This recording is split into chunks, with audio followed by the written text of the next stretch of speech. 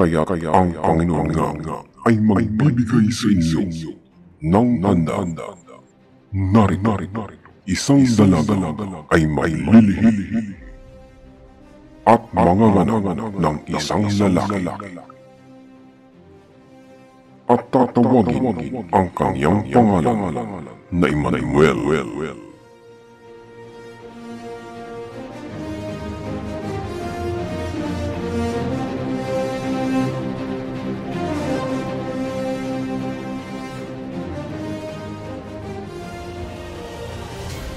Sapagkat sa atin ay ipinanganak ang isang bata.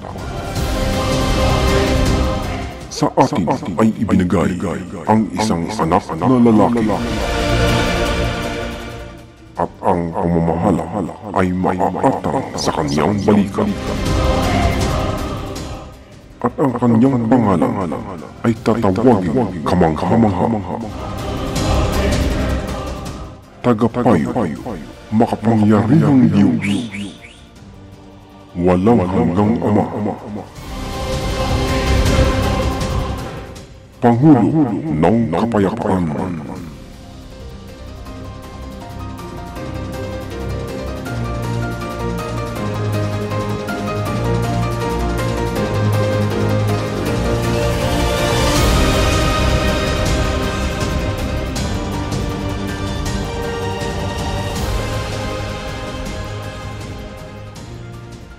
Ngunit ikaw, Bethlehem Ephrata, na maliit upang lumagay sa libo-libo ng Huda.